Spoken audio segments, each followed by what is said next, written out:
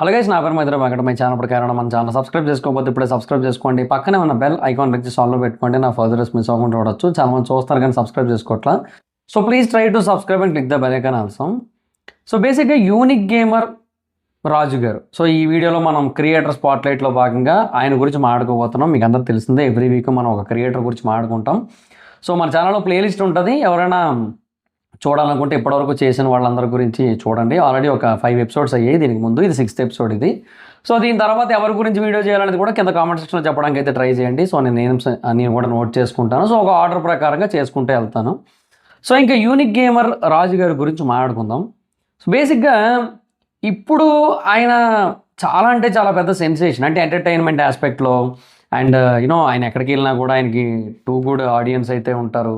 చాలా గట్టిగా రెస్పాన్స్ అయితే ఉంటుంది, వెల్కమింగ్ అయితే ఉంటుంది. ఆయన ఎక్కడికి వెళ్ళినా కూడా చాలా ఓపెనింగ్స్కి వాటికి వెళ్తుంటారు. ఇదంతా ఒక లెక్క.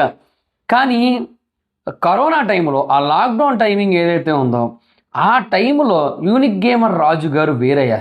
అప్పటి యూనిక్ గేమర్ వేరయ్యా. అసలు నిజంగా ఒక యూట్యూబర్ వాడిన కొన్ని పదాలు అసలు మొత్తం ట్రెండ్ అయిపోయి ఇప్పటికీ కూడా పోనీ అప్పుడెప్పుడో ఒక 1 year పాటు ఆ పదాలు ట్రెండ్ అయ్యాయి, తర్వాత మర్చిపోయారు అంటే లేదు.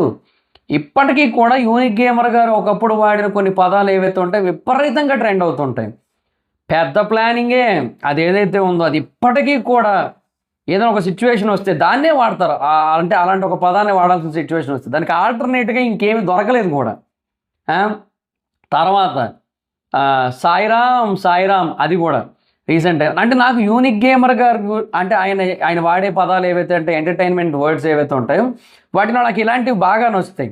18+వి వేరే వాళ్ళకి చాలా బాగా నచ్చుతాయి అనుకోండి, అది వేరే విషయం. బట్ నాకేంటంటే 18+ కంటెంట్తో అంత ఈజీగా నాకైతే నచ్చదు.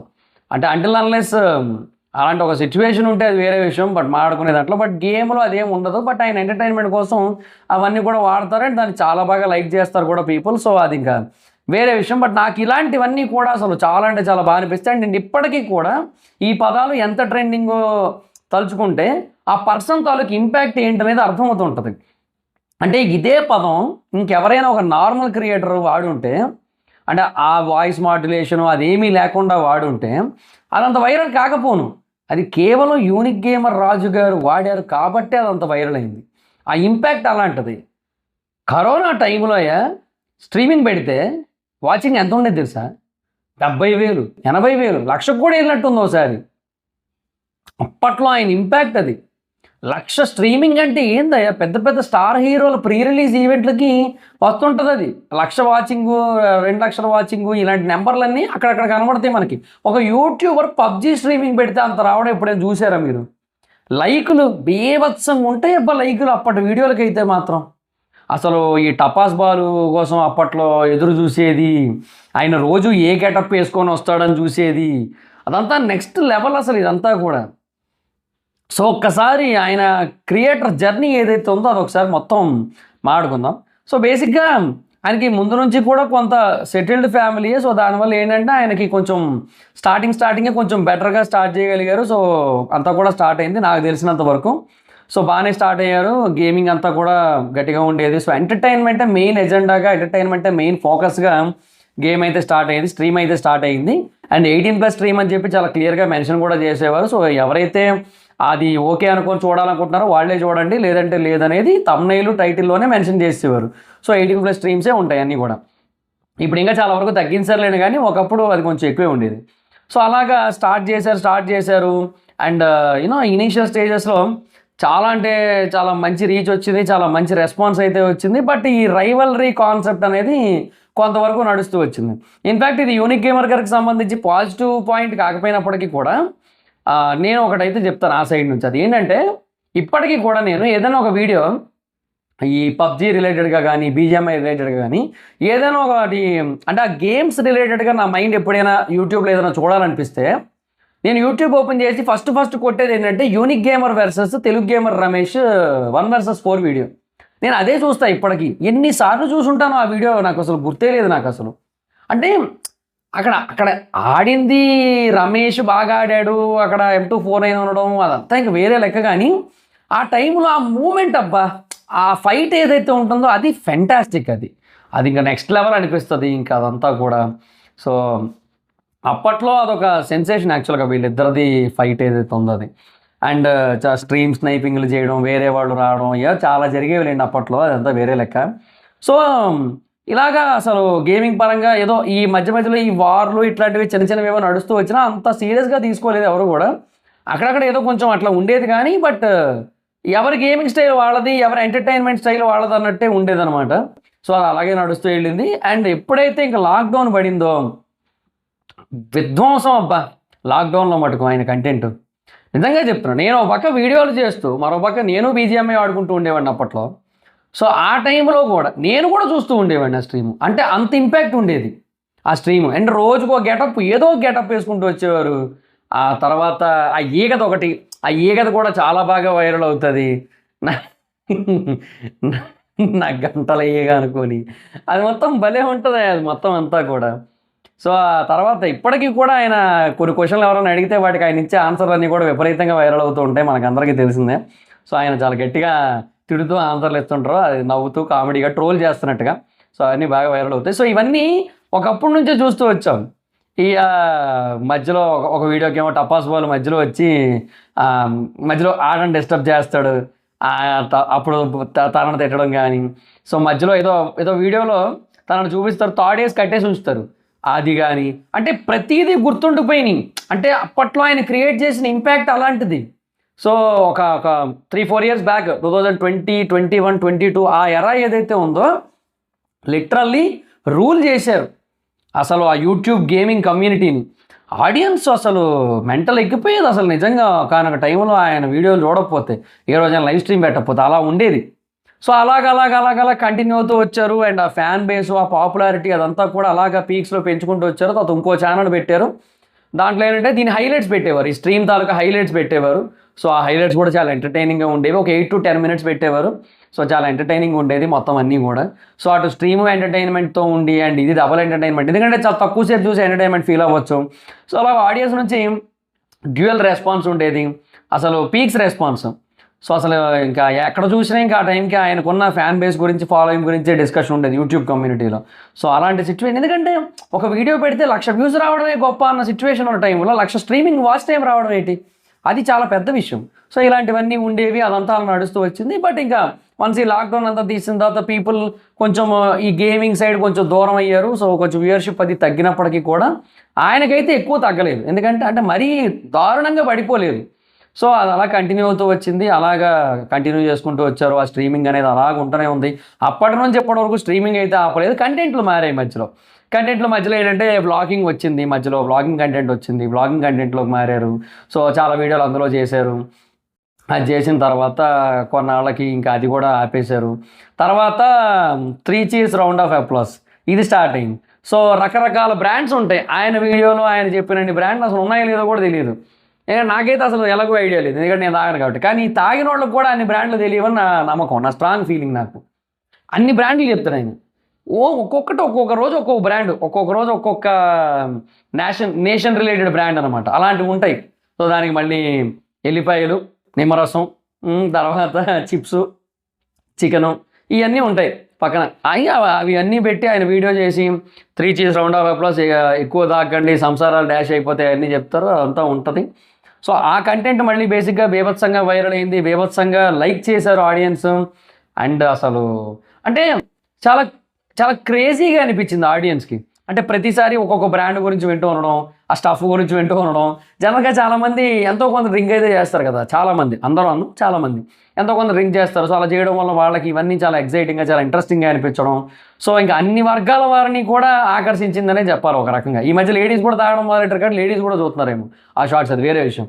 సో ఇలాగా ఈ లెవెల్ ఆఫ్ కంటెంట్ని మార్చుకుంటూ వచ్చారు. సో మధ్యలో ఆయన ఒకసారి ఇది మీటప్ పెట్టారు. ఆ మీటప్కి ఎంతమంది వచ్చారంటే రోడ్లు బ్లాక్ అయిపోయినాయి.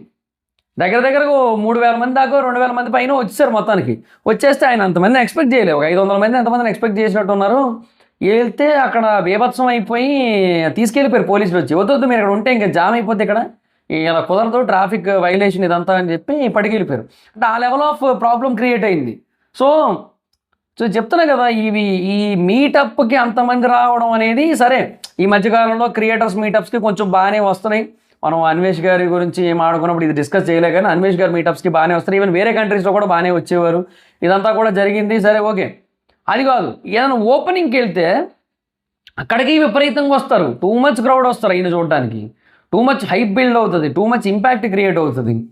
సో రకరకాల ప్రమోషన్స్ ఇప్పుడు అన్నీ ఆయనతో కూడా చేయిస్తున్నారు. ఎందుకు? ఆయనకున్న మార్కెట్, ఆయనకున్న రీచ్.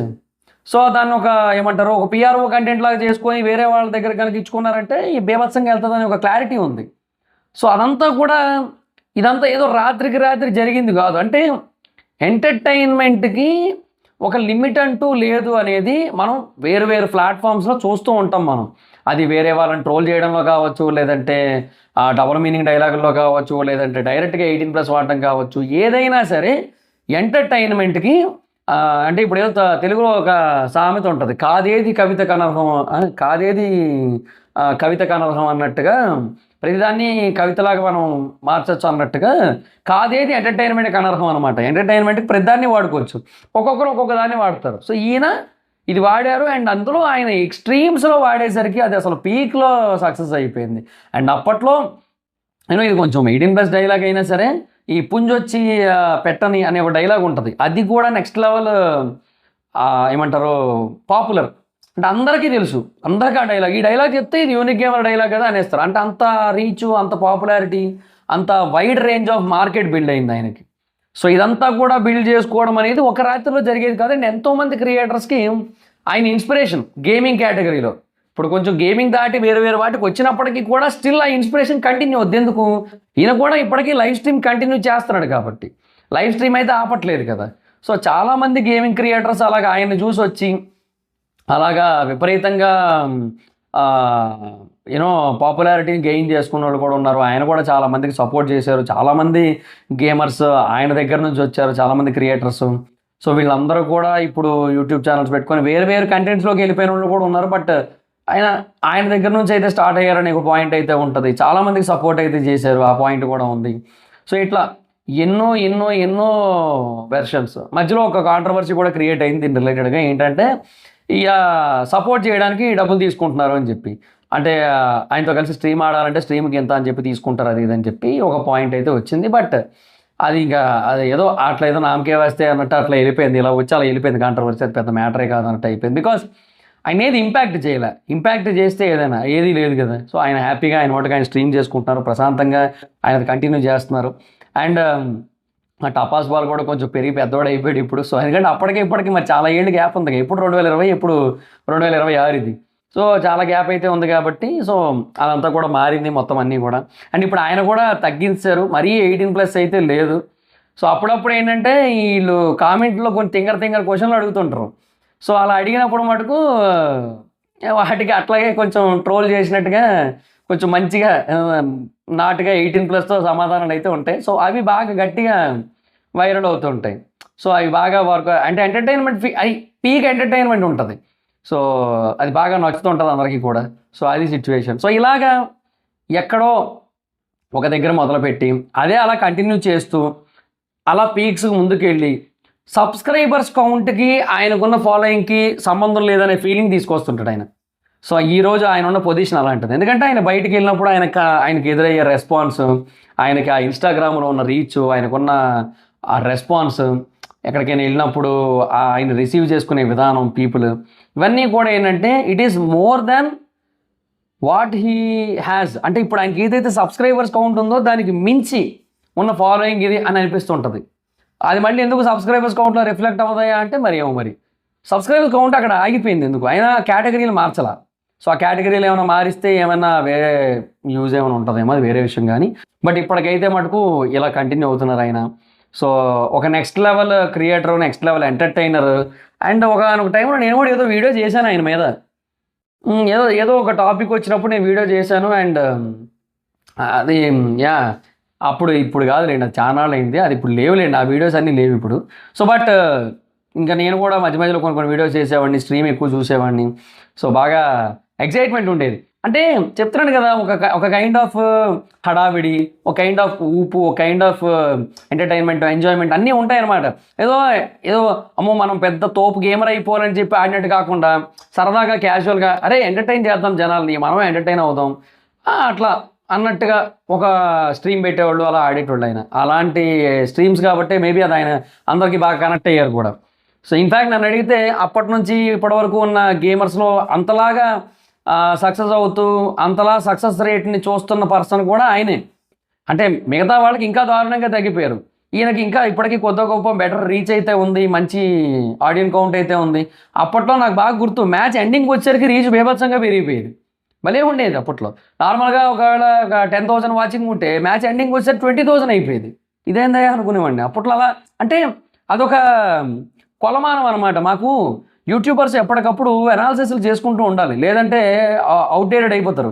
ఎప్పటికప్పుడు ఏదైనా మార్పు చూపిస్తూ ఉండాలి ఆడియన్స్కి.